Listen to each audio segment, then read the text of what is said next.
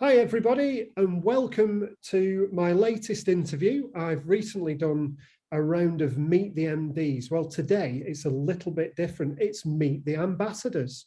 And today I'm joined by our newest ambassadors, Karen and Rebecca from Cruise Blonde. So good afternoon to both of you. Hello, James. Hello, how are you, James? Yeah, all good, thanks. Hope you guys are well too. And it's really fantastic to be working with you guys now as our ambassadors and working together, especially given that you are award-winning, respected journalists and editors in your field. So congratulations. Tell us a little bit about yourselves. Rebecca, do you want to go first? Yeah, hi, I'm Rebecca. I'm a travel writer and editor specialising in cruise. And you might have seen my work in publications including The Telegraph, The Times, Cruise Critic, The Independent. Yeah, I've been cruising, well, my first cruise was about 16 years ago, and then I didn't cruise for a really long time. But I've actually made up for it in the past few years, and I've literally sailed all over the world. I've been on ships from luxury to mainstream ships and also river ships. So yeah. Fantastic. Geez, so you sound busy, Rebecca. Pretty busy. Yeah. What about you, Karen? Well, journalistically quite a twin of Rebecca. So I've been an editor of mainstream weekly magazines, cruise magazines. I was editor of World of Cruising, worked extensively with Cruise International, did Vikings Explorer magazine, written for the Sunday Times. And like Rebecca, I went cruising in 2000 for the very first time while I was editor of Mother and Baby magazine. And I went cruising around the Caribbean to 14 islands with a 4-month-old baby to test out what it's like to be on a ship with a 4-month-old with no childcare, because obviously it was too young to go into a kids club or anything. And it was amazing. And we were hooked. And we've literally, again, traveled the world together as a whole family since then on ships. Fantastic. So great practical cruising experience, yeah. Both of you have got as well. So Cruise Blonde, so both of you are mega busy in your day job, and then you've come up with this fantastic concept, the online magazine, Cruise Blondes. Tell me a little bit about what's going on there. What do you expect to achieve with Cruise Blondes, which is going remarkably well, isn't it? It's done really well. First of all, we're your ambassadors, so that's a massive honour in itself. We're also already in the top 10 top UK best cruise sites and influencers, and globally we're in the top 60. We just nudged in there at number 59, but against people who've been going for 25 years, a massive brand. So we've done exceptionally well. Obviously, we're both blonde. We are blonde. We're blonde with our hair colour, but not in. And we met doing cruise magazines together and always had this idea, didn't we, Rebecca? And we kept talking about it and kept talking about it. And bizarrely, and exactly like yourself, James, during a pandemic when no one could travel was the time that we decided to launch. Yeah, some might call us stupid, but we don't know. I'd call you brave and entrepreneurial, Rebecca. Yeah. Oh, thank you very much. I think we actually stand out because we're just honest. We don't take ourselves too seriously, and all our content is hopefully really engaging and readable. But we do know, we're packed with personality. We call ourselves like a cruise and lifestyle digital magazine that's a salty breath of fresh air.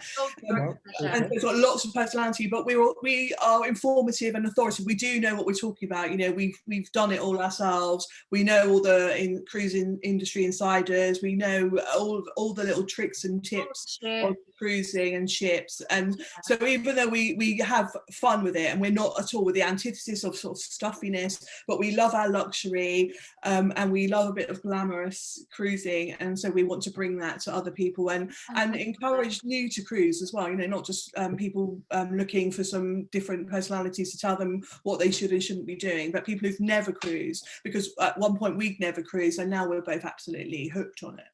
Fantastic. Right, good. Well, it's good to hear some of your plans for Cruise Blondes, and yeah, it's great to be working with you two. You're certainly very lively and always full of ideas, so that's great. It's great to be working with you. So obviously, the thing on everyone's mind, and has been for you know, the past almost 18 months now, is obviously the pandemic. And if you're a big cruiser, you've not been cruising, and cruising's now restarting. You know, the great news is that you guys have already been out, haven't you, on a number of cruise ships between you. So tell us a little bit about what's going on at the moment in cruising, you know, your practical experiences of being on cruise ships in this pandemic period, and what's different. What will people see as being different? And of course, can you have as much fun on cruise ships these days as well? Oh, I definitely had a whole load of fun lately. Yes, we actually were lucky enough to cruise together, weren't we, on Virgin Voyages Scarlet Lady, and we can testify that lots of fun was had on there. Most okay, definitely. smashing. Yeah. I was on Golden Horizon Trading Voyages. When was that? Last month? Not last year. And I have to say, it was like the first time I stepped on a cruise ship in 18 months, and it was fantastic. I mean, it was amazing. We had a quick lateral flow test before we were able to board. Luckily, I was negative, so I headed straight to the bar, glass of champagne. Great ship, really different to normal cruise ships.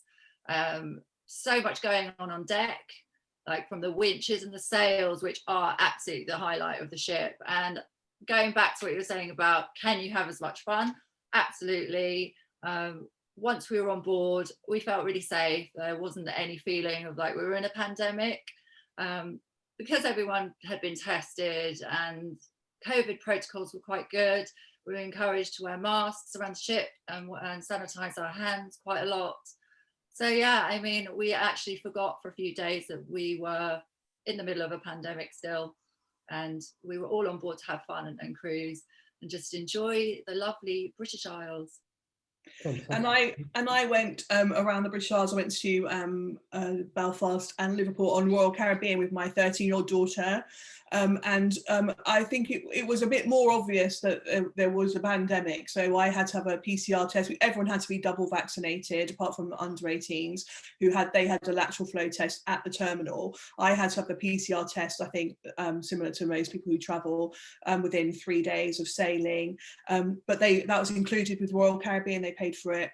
And then once on board, there was a lot of protocol.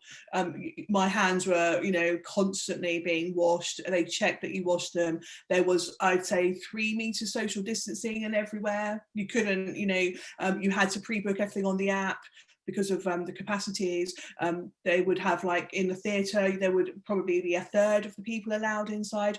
But once you had to wear your mask going in and out and around the ship. But once, you could only take it off if you were drinking or eating. So even if you're watching a show, you would wear your mask unless you had a drink.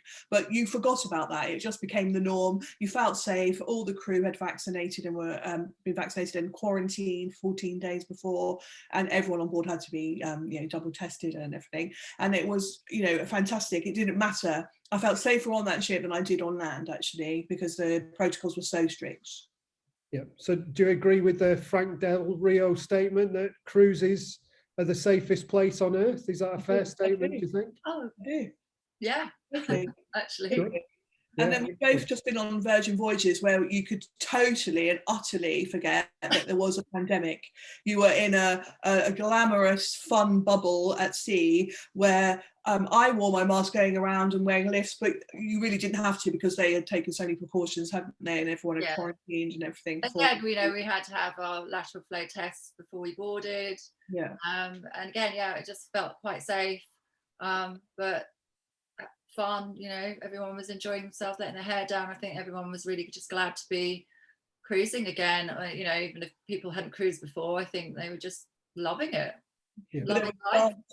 You know, no one been dancing, have they? Dancing not been allowed for 18 months. They had like a Scarlet Party, obviously it's the red brand, and it was like a massive school disco, and where in the red room where everyone was up, and you think, oh, okay, I've got to sit down, I'm so tired, and then the next best brilliant hit came on, and you had to dance, and it was amazing. I videoed it because I was just so happy and put it up, and everyone, the comments were just like, wow, dancing again. It was just brilliant. Brilliant. Well, it sounds like you've had a great time, and I'm sure you've got more trips planned, and you'll be sharing some of those experiences with our followers as well. So that's great. So how do you see cruising developing over the coming years? You know, we've seen cruising grow exponentially over the last couple of decades, but how do you think the pandemic's going to affect things? If it is, you know, where do you see the future of cruising in say the next 10 years? I think it's going to become even more popular. I think more people are going to cruise. There's new cruise lines that are offering something different, like Virgin Voyages.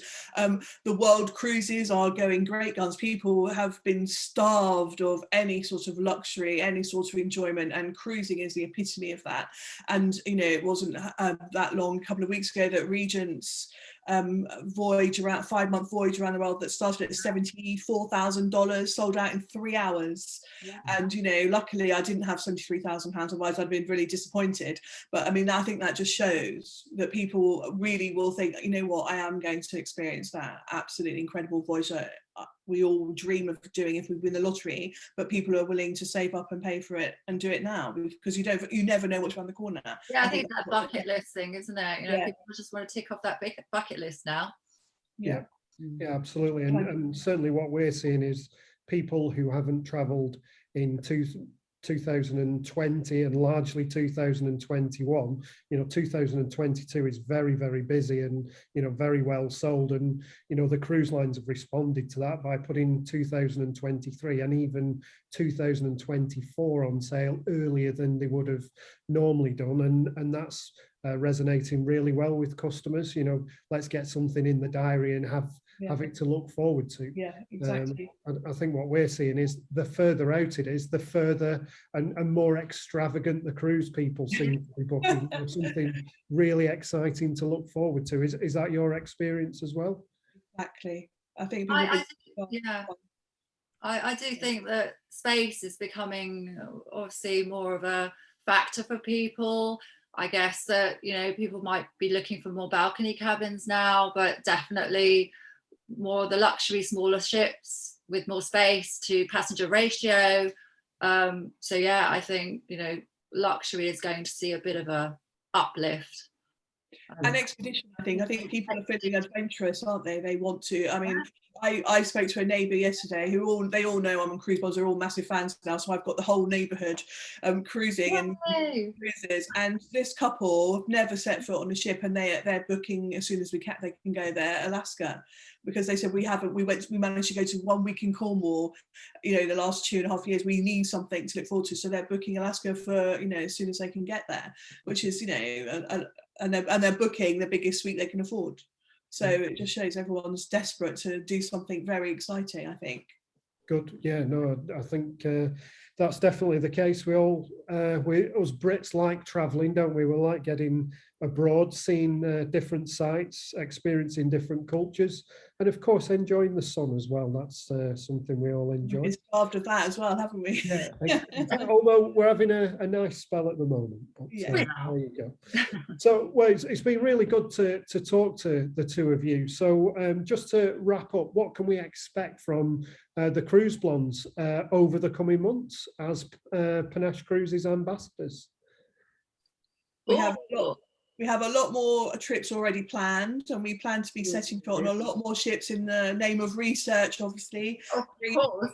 Bringing the Panache brand and luxury cruising and our personalities and authority and information and everything all together in a fun package that people will enjoy on the website and all our social media platforms as well, so that they can all interact with us. And we've got lots of ideas to work with you, and some special ideas that we're coming up with, so to help the brand grow and evolve. And Right.